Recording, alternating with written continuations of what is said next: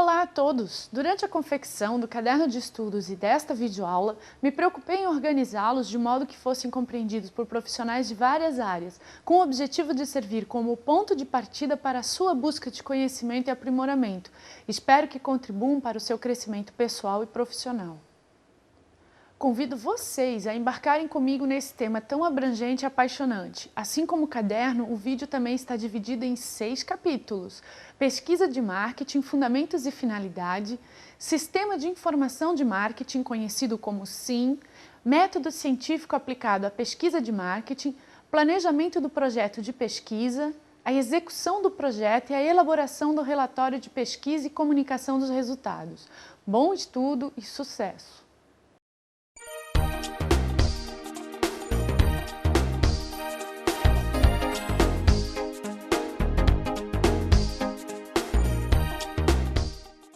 Este capítulo é apresentado visando o alcance de 2 objetivos: reconhecer a importância da pesquisa para a tomada de decisão e adotar a pesquisa como fonte de informações relevantes ao processo de tomada de decisão. A pesquisa surgiu com a finalidade de encontrar respostas para as dúvidas que temos. Sua aplicação na administração é um método tão antigo quanto o próprio comércio. A maioria das decisões tomadas pela alta administração da empresa envolve investimento de capital e quanto mais informações dispor, menores as perdas. É a partir dos resultados de pesquisa que os gestores podem conceber e planejar ações de marketing que se transformem em resultados positivos para a empresa. Lembrando que resultados positivos significam lucratividade. Dificilmente as organizações, sejam públicas ou privadas, sobrevivem se não forem lucrativas. Elas precisam fechar o balanço com superávit. A pesquisa de marketing foi definida por Kotler e Keller como a elaboração, a coleta, a análise e a edição de relatórios sistemáticos de dados e descobertas relevantes sobre uma situação específica de marketing enfrentada por uma empresa. A pesquisa pode ser feita por empresas de qualquer porte. As pequenas, normalmente, não dispõem de verba para contratar institutos de pesquisa, o que é feito pelas empresas de grande porte que podem dispor de orçamento maior ou possuem departamentos destinados a esse fim. Nas pequenas, a pesquisa é conduzida pelos proprietários e empregados ou pode-se contratar uma empresa júnior das universidades. A condução de pesquisas pode ser efetuada utilizando o sistema de informações de marketing, que trataremos mais adiante, visualizando sites dos concorrentes, de órgãos públicos, de associações de classe e de institutos de pesquisas, públicos ou privados, periódicos comerciais e científicos, comunidades de produtos, salas de bate-papo ou ainda se passando por um comprador misterioso.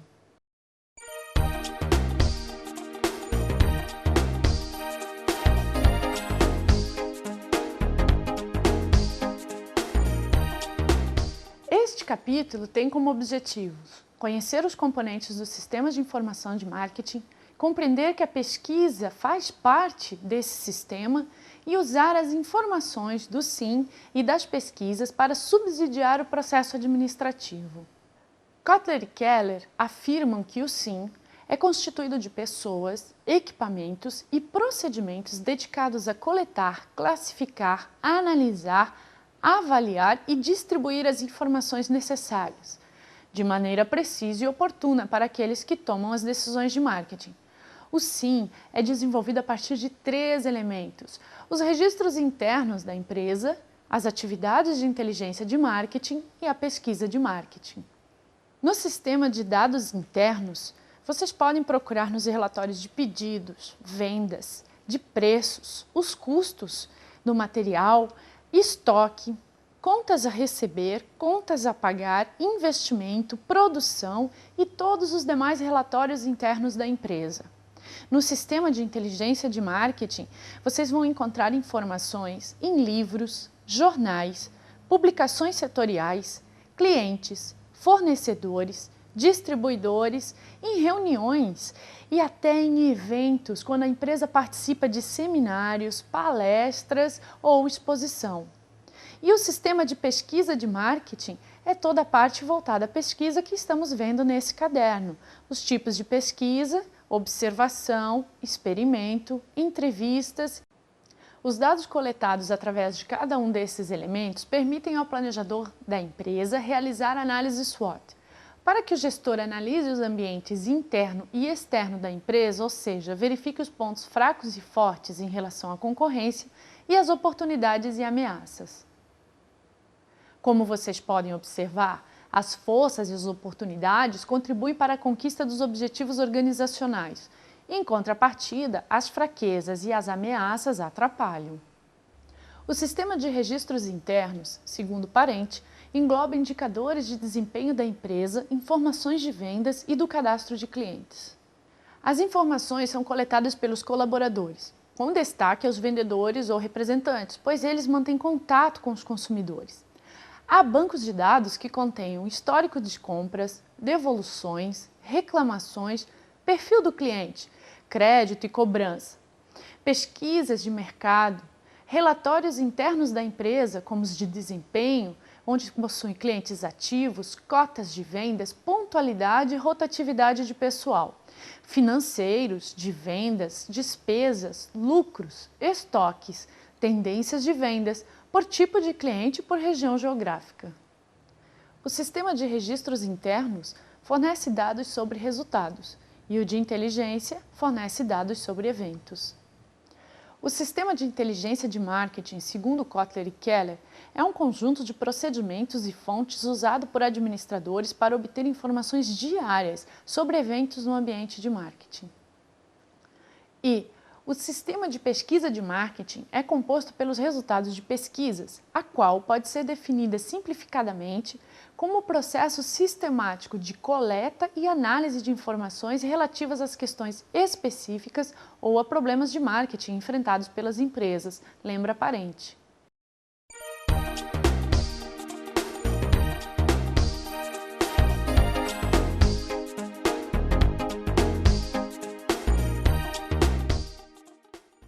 Neste capítulo, os objetivos a serem alcançados são diferenciar pesquisas científicas de enquetes e sondagens e verificar a credibilidade de pesquisas realizadas a partir de métodos científicos.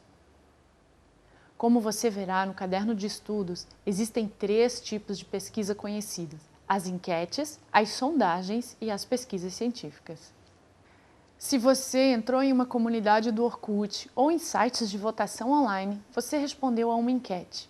Enquete, segundo Ferreira, é uma pesquisa ou investigação metódica baseada em testemunhos e opiniões sobre determinado assunto, geralmente organizada pelos meios de comunicação.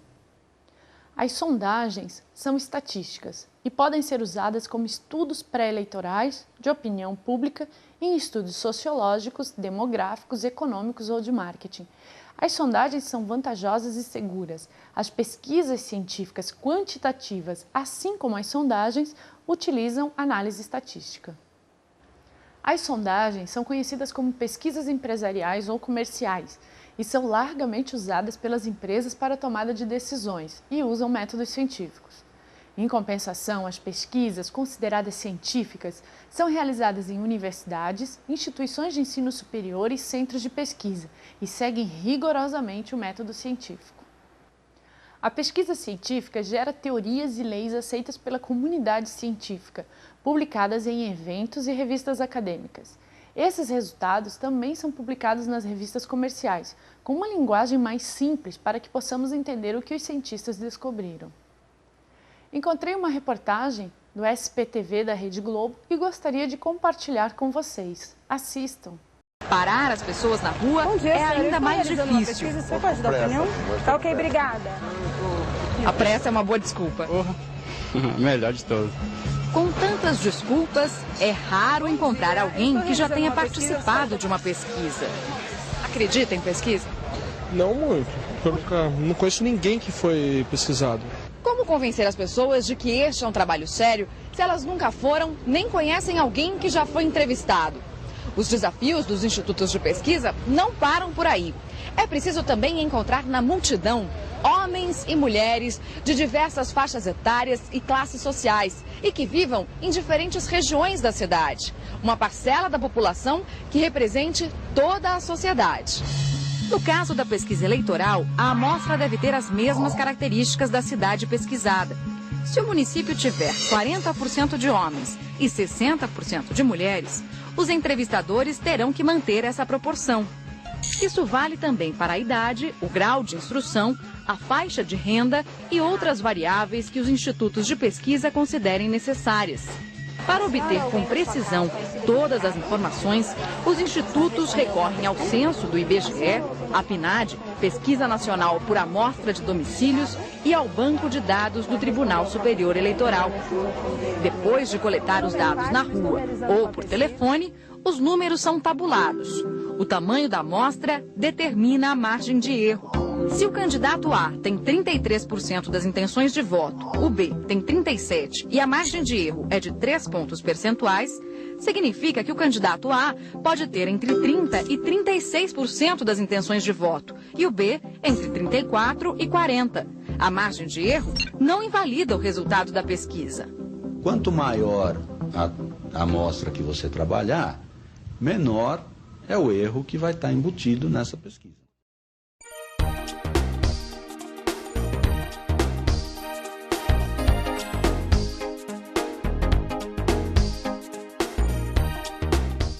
Neste capítulo, os objetivos que pretendemos alcançar são diferenciar pesquisas qualitativas e quantitativas, conhecer as etapas e o desenvolvimento de um projeto de pesquisa e empregar ferramental de planejamento. Vejamos inicialmente o conceito de pesquisa de marketing. Zygmunt afirma que a pesquisa de marketing fornece dados e informações que contribuem para a redução da incerteza, possibilitando aos gestores manter o foco na tomada de decisão. No caderno, apresentamos as etapas de um projeto de pesquisa propostas por Malhotra.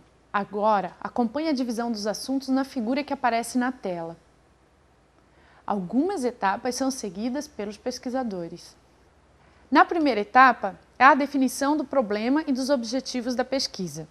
Na segunda, define-se o tipo de pesquisa a ser realizada. Na terceira etapa, determina-se as fontes de informação. Na quarta etapa, o universo e a amostra da pesquisa. Na quinta etapa, o método de coleta de dados. Na sexta, elaboração do instrumento de coleta de dados. Na sétima, procedimentos para esta coleta. No oitavo, organização e execução do trabalho de campo. Nono, preparação e processamento dos dados. Décimo, análise e interpretação dos resultados e, finalmente, a elaboração do relatório de pesquisa e a comunicação dos resultados. Na primeira etapa, definição do problema, permite ao pesquisador traçar o propósito, por que vai realizar a pesquisa e o que quer descobrir. Caso o problema não fique bem definido, pode-se desperdiçar tempo e dinheiro. Para a definição do problema, é importante que o pesquisador discuta com os responsáveis pela decisão, entreviste especialistas e profissionais da área e analise dados secundários. Passada essa etapa, o pesquisador traça o contexto ambiental do problema. No contexto ambiental do problema, analisamos as informações passadas e previsões, que são os dados internos da empresa, como vendas, participação de mercado, lucratividade, tecnologia, população, demografia, estilo de vida dos consumidores. Em recursos e restrições, verificamos que recursos estão disponíveis na empresa, em termos financeiros, qualificação para pesquisa e nas restrições em relação ao custo e o tempo.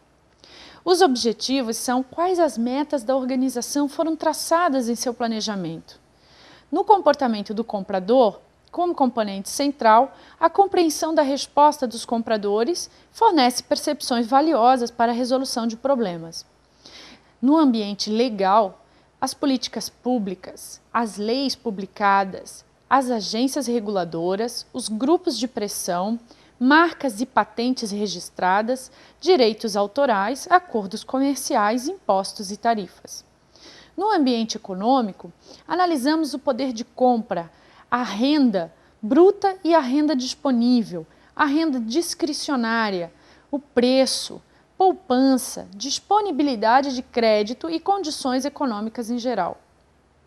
Como qualificações mercadológicas e tecnológicas, verificamos o composto de marketing, questões tecnológicas, desenvolvimento de produtos, participação de mercado e o conhecimento da marca.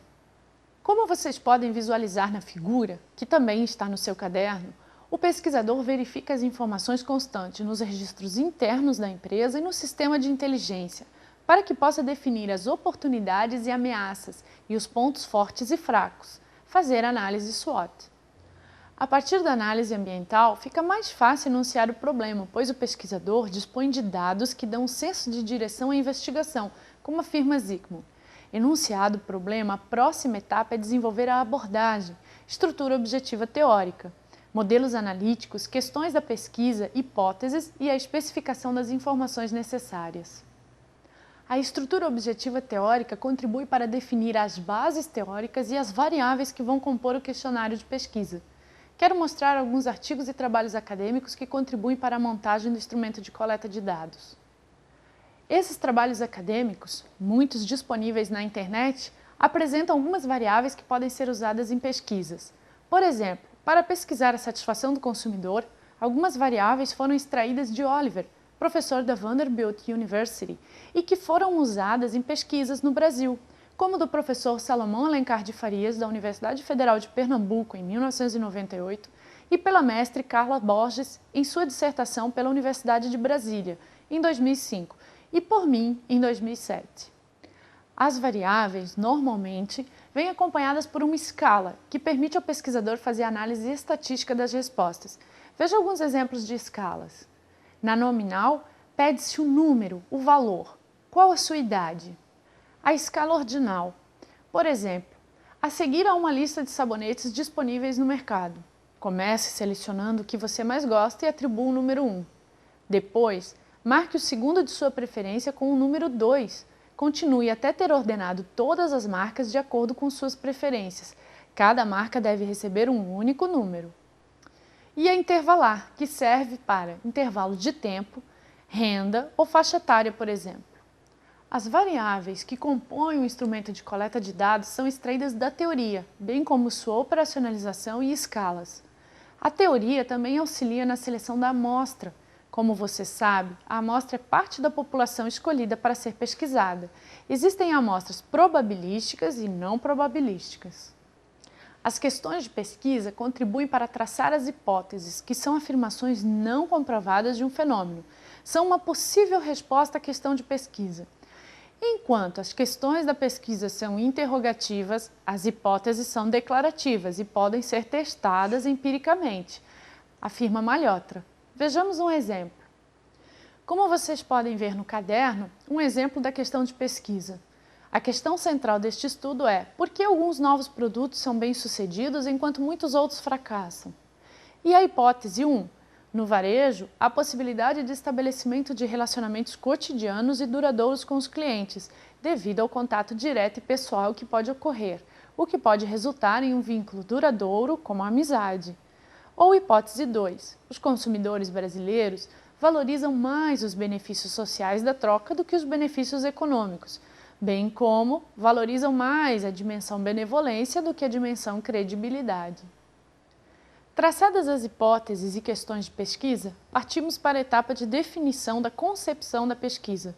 A concepção está dividida em duas, a exploratória e a conclusiva, segundo Malhotra, e esta última apresenta duas subdivisões, a descritiva e a causal. Você encontrará maior detalhamento a respeito dos tipos de pesquisa no caderno de estudos. Agora, veremos rapidamente alguns conceitos. A pesquisa descritiva, como o próprio nome indica, tem como objetivo descrever algo. Zygmunt lembra que a pesquisa descritiva busca as respostas para as perguntas quem, o que, quando, onde e como, e é o tipo mais usado em marketing. Na pesquisa descritiva, encontramos as seguintes classificações. Os estudos descritivos transversais únicos, onde a coleta de dados é feita uma única vez em um curto período de tempo, ou múltiplos, mas em curto período de tempo. Os estudos longitudinais têm uma amostra fixa de respondentes e é medida repetidamente com as mesmas variáveis. Um exemplo deste tipo de pesquisa acontece na área de administração. São as sondagens conjunturais realizadas por institutos de pesquisa, associações, meios de comunicação e universidades. Como a sondagem conjuntural realizada periodicamente pelo SEBRAE, pela Fundação Getúlio Vargas, painéis Nielsen e índices de audiência do Ibope. Podemos também citar como exemplo de estudo longitudinal o PNAD do IBGE, no qual os resultados são usados pelos profissionais de marketing para traçarem estratégias de mercado. Quero compartilhar com vocês uma reportagem do Jornal da Globo sobre essa pesquisa. 2.500 pesquisadores começaram a recolher dados para o IBGE montar um retrato da população brasileira em 2008. Os pesquisadores já estão nas ruas de todos os estados do país. Joana, que é acompanhante de idosos e mora na Baixada Fluminense, foi avisada por carta que receberia a visita do IBGE. Ela faz parte do grupo de brasileiros escolhidos para a Pesquisa Nacional por Amostras de Domicílios deste ano. Identificados com crachás, os pesquisadores trabalham com computadores de mão onde anotam as respostas. Alguns lugares nos recebem muito bem, mas tem lugares que ainda existe uma resistência muito grande. As informações cedidas ao IBGE, a gente sempre afirma isso quando chega na casa das pessoas, são sigilosas, elas são usadas apenas para fins estatísticos. Até dezembro, 150 mil casas em todo o país serão visitadas. Um total de 400 mil pessoas entrevistadas. No questionário, perguntas sobre escolaridade, renda, consumo e capítulos especiais dedicados à saúde e ao acesso à internet.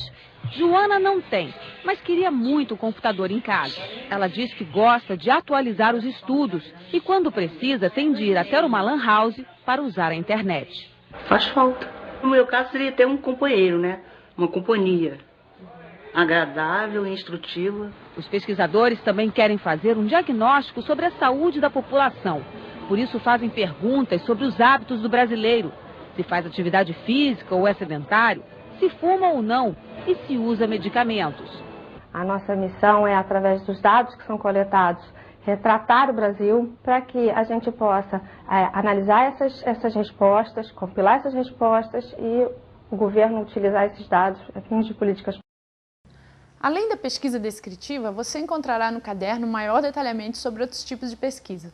No caderno, apresentamos algumas técnicas de coleta de informações. Veja o quadro que aparece na sua tela.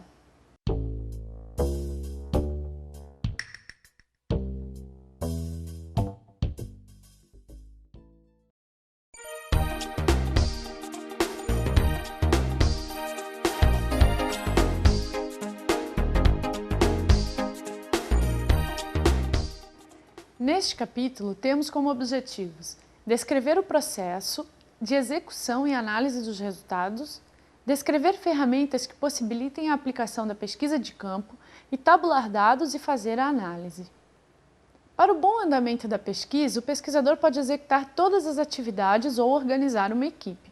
O ajuste da equipe envolve recrutamento, seleção, treinamento e a supervisão dos entrevistadores, supervisores, verificadores, tabuladores e demais membros da equipe.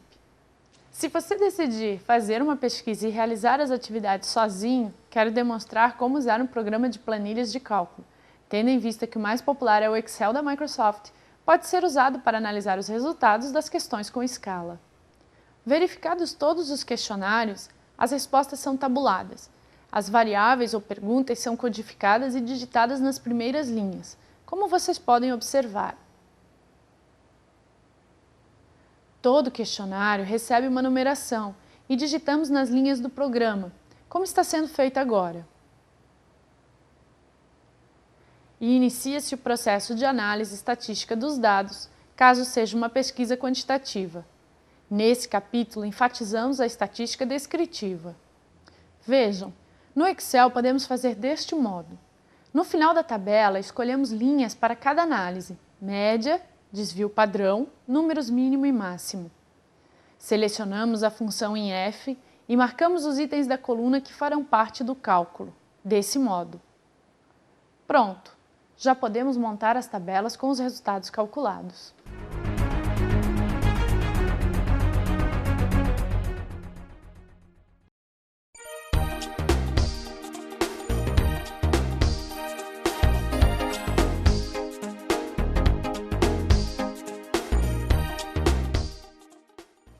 Esse é o último capítulo do nosso caderno e nele temos como objetivos identificar os elementos da estrutura básica de um relatório de pesquisa e elaborar um relatório de pesquisa seguindo as orientações do caderno. Acompanhe os quadros que aparecem na sua tela. Como as 2 primeiras etapas foram efetuadas anteriormente, seguiremos para a terceira, que é o da interpretação dos dados, da conclusão e recomendações. A interpretação baseada nos dados coletados durante a concepção da pesquisa pode se basear na análise ambiental, caso tenha sido feita anteriormente, principalmente em empresas que já atuam no mercado, através dos registros internos da empresa e do sistema de inteligência.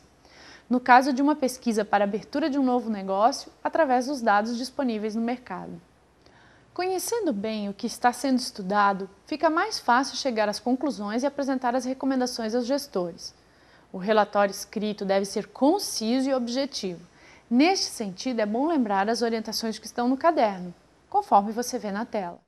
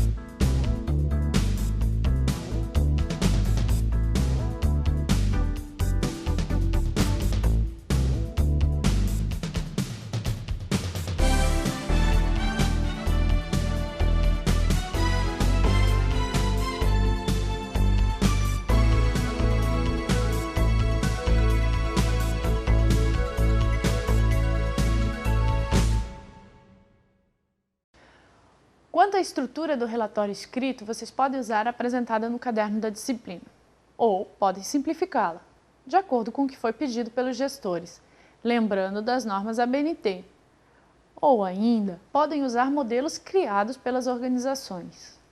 Vocês podem visualizar no caderno que há exemplos de como apresentar tabelas e gráficos. A escolha fica a seu critério, lembrando que gráficos e tabelas devem auxiliar na leitura e apresentar explicações. A partir dos recursos audiovisuais disponíveis para apresentação, o pesquisador pode montar uma apresentação em slides e ilustrar todas as etapas da pesquisa. Lembre-se, ao criar os slides é importante usar letras minúsculas, exceto para o título. Atente para as regras da língua portuguesa. Não usar letras pequenas demais, 30, 32 são ideais. Usar pouco texto. Evitar abreviações e referenciar informações de outros autores, sempre indicar a fonte da informação. Fazer treinamento prévio e, se houver condições, apresente para outras pessoas. Apresente-se motivado, seja firme e positivo, olhe para a plateia, fale devagar e aponte para os elementos constantes no slide, para que a plateia possa acompanhar o raciocínio. Com estas orientações, chegamos ao fim da disciplina. Espero que esta videoaula e o caderno de estudos despertem sua vontade de aprender mais, pois este é um assunto fascinante, porém sério e complexo. Sugiro que consultem livros, principalmente os referenciados no caderno, e que leiam as notícias veiculadas nos meios de comunicação sobre pesquisa. Outra coisa que considero importante é lembrá-los que, se alguém perguntar se vocês têm tempo para responder uma pesquisa, tenham esses minutinhos e contribuam. É muito importante para as empresas, universidades e para o país. Bom estudo!